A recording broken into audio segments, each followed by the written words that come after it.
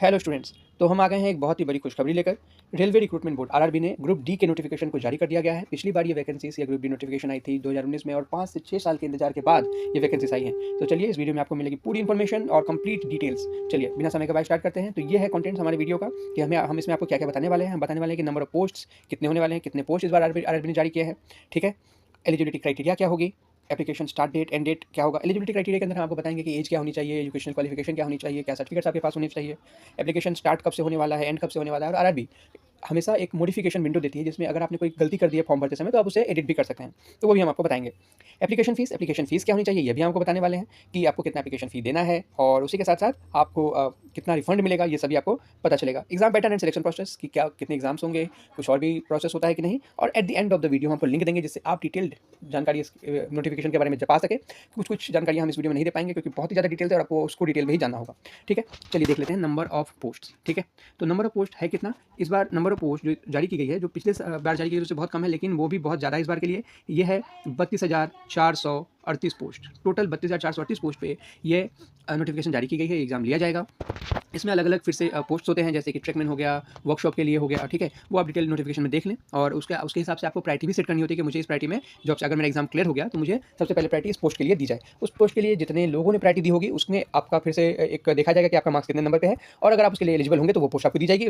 या फिर उसके बाद जो आपने प्रायोरिटी में दिया होगा फिर से सेम उस पोस्ट के लिए आपके लिए देखा जाएगा, ठीक है। चलिए आगे चलते हैं। ये डिटेल और अगर आपको लगे तो आप कमेंट में बता दीजिए कि नंबर ऑफ पोस्ट और प्रायोरिटी क्या होता है, मैं आपको बता दूंगा। एलिजिबिलिटी क्राइटेरिया में बहुत सारे पार्ट हैं। जैसे देख लेते हैं पहले कि सिटीजनशिप। तो सिटीजनशिप क्या होनी चाहिए ये देख लेते हैं। तो आप सबसे पहले देखिए इंडियन सिटीजन्स के लिए तो ये एप्लीकेबल है ही। नेपाल, भूटान, कुछ लोग जो माइग्रेट करके आए थे श्रीलंका, पाकिस्तान एक्सेट्रा से, उनके लिए भी ये एलिजिबल है। तो अगर आप इंडियन सिटीजन हैं तब तो आपको कुछ सोचना ही नहीं है, आप बिल्कुल अप्लाई कर दीजिए। चलिए आगे।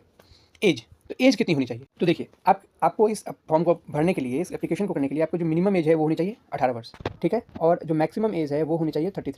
हालांकि इस अपर एज पे बहुत सारे रिलैक्सेशन दिए जाते हैं अलग अलग क्राइटेरिया पर, लेकिन इस मिनिमम एज पे कोई रिलैक्सेशन नहीं है। 18 साल से पहले के लोग इस फॉर्म को नहीं भर सकते, ठीक है।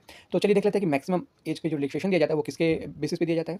तो अगर आप ओबीसी नॉन क्रीमी लेयर में आते हैं तो आपको 3 ईयर्स का, ओबीसी नॉन क्रीमी लेयर के लिए ये कितना है, 3 ईयर्स का रिलैक्सेशन है, ठीक है। एससी एसटी के लिए यही रिलैक्सेशन, एससी और एसटी के लिए ये रिलैक्सेशन हो जाता है 5 ईयर्स का, यानी कि वो 38 ईयर्स की एज तक भर सकते हैं फॉर्म, ठीक है। अगर आप एक्स सर्विसमैन हैं, जैसे आपने किसी डिफेंस सर्विसेज में अपनी सर्विसेज दी हैं, तो फिर आपके लिए ये जो अपर लिमिट हो जाती है। और अगर आप डिफेंस में थे और अगर आप यूआर या फिर ईडब्ल्यूएस के अंडर आते थे, ईडब्ल्यूएस के अंदर आते तो फिर से आपको 3 साल की रिलैक्सेशन मिलेगी। जबकि अगर आप डिफेंस में थे और अगर आप ओबीसी नॉन क्रीमी लेयर के अंदर आते तो आपको फिर 5 साल की रिलैक्सेशन मिल जाएगी, ठीक है। ठीक है। तो अगर आपका एज 18 से 33 वर्ष के बीच है तो आपको और कुछ नहीं सोचना, आप बिल्कुल एलिजिबल है इस फॉर्म को भरने के लिए।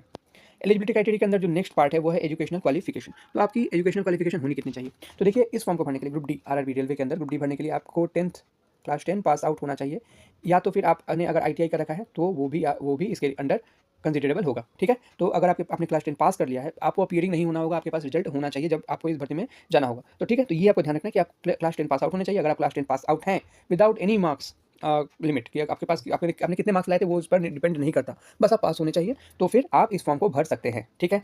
चलिए एलिजिबिलिटी क्राइटेरिया में नेक्स्ट है फिजिकल एंड मेडिकल रिक्वायरमेंट्स। तो देखिए जो प्रोसेस होता है उसके अंदर आपको फिजिकल और मेडिकल क्राइटेरिया भी फुलफिल करने होते हैं। तो सबसे पहले हम लोग मेडिकल रिक्वायरमेंट्स देख लेते हैं। तो देखिए मेडिकली आपको फिट होने के लिए बेसिकली आपके आई साइट्स को देखा जाता है, जिसमें आपके distant vision, near vision etcetera check किए जाएंगे, ठीक है। तो मोस्ट ऑफ द केसेस के लिए जो डिस्टेंट विजन होता है वो 6/9 विदाउट ग्लासेस, बिना किसी ग्लासेस, बिना किसी चश्मा के आपको होना चाहिए 6/9 विदाउट ग्लासेस। किसी केसेस में यह जैसे B1 के केस में 6/12 भी हो सकता है, ठीक है। नियर विजन 0.6 होना चाहिए।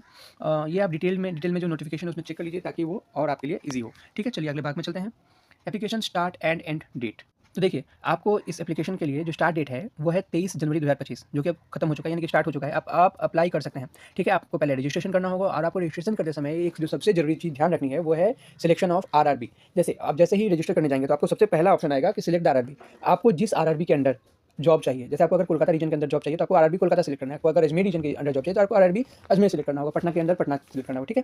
तो ये बहुत इंपॉर्टेंट है। तो 23 जनवरी 2025 सुबह 00 आवर्स में यह रजिस्ट्रेशन और एप्लीकेशन स्टार्ट हो रहे हैं, ठीक है। 22 फरवरी 2025 11:59 PM तक ये रजिस्ट्रेशन एंड एप्लीकेशन चलेंगे, ठीक है। लेकिन आपको अगर फ़ी पेमेंट करना है तो उसके लिए आपको 2 दिन और 24 फरवरी 2025 तक का टाइम दिया जाएगा और 25 फरवरी से लेकर 6 मार्च तक आपको मॉडिफिकेशन जो आपने एप्लीकेशन किया है, अगर आपने उसमें कुछ गलत डिटेल्स दे दी है तो उसको मॉडिफाई करने के लिए आपको ये एक विंडो दिया गया है 25 फरवरी से लेकर 6 मार्च तक, ठीक है। चलिए आगे चलते हैं। एप्लीकेशन फ़ी कितनी होने वाली है। तो अगर अगर आप जनरल कैटेगरी से बिलोंग करते हैं, यूआर हैं, ठीक है, तब तो आपको एप्लीकेशन फ़ी देनी है ₹500। इसमें से ₹400 आपके रिफंड हो जाएंगे अगर आप जो एग्ज़ाम होता है आरआरबी का, उसमें अगर आप अपीयर कर जाते हैं, पहले टियर 1 या सीबीटी 1 में अगर आप अपीयर कर जाते हैं तो ये ₹400 आपके अकाउंट में रिफंड हो जाएंगे, ठीक है। अगर आप अपीयर नहीं करते हैं तो ये रिफंड नहीं होंगे, आपको याद रखना है। साथ ही साथ अगर आप पीडब्ल्यूडी, अगर आप फिजिकली चैलेंज्ड हैं, फीमेल हैं, ट्रांसजेंडर हैं, एक्स सर्विसमैन हैं, एससी एसटी या माइनॉरिटी कम्युनिटी या इकोनॉमिकली बैकवर्ड क्लास से बिलोंग करते हैं, तब ये आप जो फीस होगी एप्लीकेशन फी वो होगी 250, और रिफंड अमाउंट भी 250 ही होगा अगर आप सीबीटी 1 में अपीयर कर जाते हैं तो। अगर आप अपीयर नहीं करते हैं तो फिर ये रिफंड नहीं होगा, ये आपको याद रखना है, ठीक है। चलिए अगले पार्ट को देख लेते हैं कि exam pattern and selection process.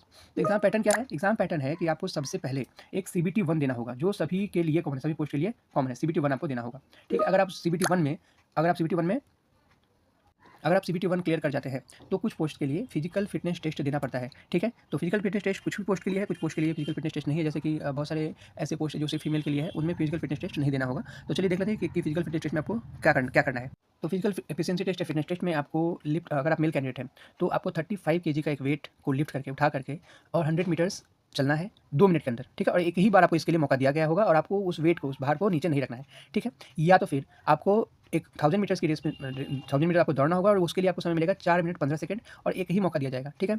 अगर आप फीमेल कैंडिडेट हैं तो आपको जो वेट लिफ्ट करना है वो है 20 केजी, और आपको 100 मीटर्स 2 मिनट के अंदर चलना है without putting the weight down, आपको वेट को नीचे नहीं रखना है, ठीक है। और अगर साथ ही साथ अगर जो रेस होगी उसको आपको 1000 मीटर्स दौड़ना है, 5 मिनट्स 40 सेकंड्स का आपको टाइम दिया गया होगा, ठीक है। तो देखिए एक बार लिख देता हूँ, मेल के लिए क्या होगा, आपको 35 केजी उठाकर, ठीक है, 100 मीटर चलना है, 100 मीटर चलना है, और आपको समय कितना दिया जाएगा, 2 मिनट्स का समय दिया जाएगा, ठीक है। अगर आप फीमेल हैं तो आपको 20 केजी उठाकर, ठीक है, कितना चलना है, यहाँ आपको 100 मीटर ही चलना है, और समय आपको जो दिया जाएगा वो 2 मिनट्स होगा।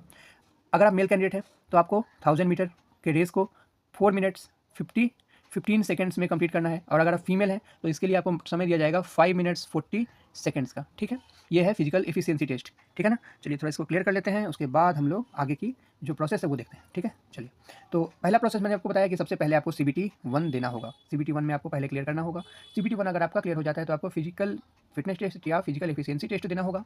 फिजिकल एफिशिएंसी टेस्ट के बाद आपके डॉक्यूमेंट वेरिफिकेशन का समय आता है, जब आपके सारे डॉक्यूमेंट्स चेक किए जाएंगे कि जो डिटेल्स आपने दिए हैं, और जो डॉक्यूमेंट्स आपके जैसे बर्थ सर्टिफिकेट, क्लास 10 के एडमिट कार्ड, सर्टिफिकेट एक्सेट्रा आपके चेक किए जाएंगे, आपके माता पिता के आधार कार्ड, आपके आधार कार्ड एक्सेट्रा चेक किए जाएंगे, और उसके बाद आता है समय मेडिकल फिटनेस टेस्ट या मेडिकल एफिशिएंसी टेस्ट का हम लोग बोल सकते हैं कि आप मेडिकली फिट है कि नहीं। मेडिकली आपको सभी डिजीज से या फिर कोई क्रिटिकल डिजीज से आपको नहीं होना चाहिए, और साथ ही साथ eye vision in some of the cases आपका चेक किया जाएगा, जैसे मैंने बताया 6/9, 6/12, 0.6 ऐसा, ठीक है। चलिए आगे चलते हैं।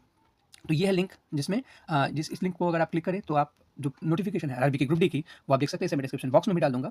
और एक और बोनस आपके लिए है, बोनस ये है आपके लिए कि आरआरबी ग्रुप डी की जो सैलरी होती है वो कितनी होती है। तो देखिए बेसिक सैलरी जो उसमें दी गई है वो है 18,000, बेसिक सैलरी कितनी है, 18,000, ठीक है।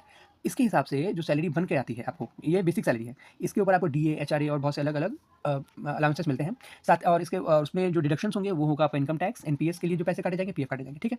तो अप्रॉक्सीमेटली आपको 45,000 तक in hand salary RRB group D में मिलती है। लेकिन ये था 7th पे में, ये 7th पे के अकॉर्डिंग था, और आप जैसा कि आप जानते हैं कि अब 8th पे एप्लीकेबल होने वाला है, 8th पे वो जनवरी 2026 से एप्लीकेबल होने वाला है। तो उसमें जब तक आपकी ये जॉब की प्रोसेस कंप्लीट होगी तब तक 8 पे एप्लीकेबल हो जाएगा, और उसमें जो सैलरी होगी वो इसके लगभग 180-186% होगी, यानी कि ये आपकी 85,000 के अराउंड होगी। यानी आप अब ग्रुप डी में अगर सेलेक्ट हो जाते हैं तो सैलरी 85,000 होने वाली है, 80-85,000 के अराउंड होने वाली है। ये ऊपर नीचे हो सकता है, लेकिन मोस्टली आपको इसी रेंज में सैलरी मिलने वाली है। तो तैयारी पूरी तरीके से स्टार्ट कर दीजिए, और इस चैनल से जुड़े रहिए। इस चैनल में मैं आरआरबी ग्रुप डी के जो प्रीवियस ईयर क्वेश्चंस हैं उसको सॉल्व कराऊंगा। इसमें आपको जनरल रीजनिंग, जनरल मैथमेटिक्स और जीके, स्टैटिक जीके हो या करंट अफेयर्स हो, उससे मैं आपको जुड़े हुए क्वेश्चन जरूर करवाऊंगा। खासकर जनरल रीजनिंग और मैथ्स पे ज़्यादा इंफेसाइज किया जाएगा, और आपको सभी टाइप की जो प्रिपरेशन है उसमें हेल्प की जाएगी। तो लाइक और सब्सक्राइब करना बिल्कुल ना भूलें, और जुड़े रहे हमारे चैनल से। Thank you very much.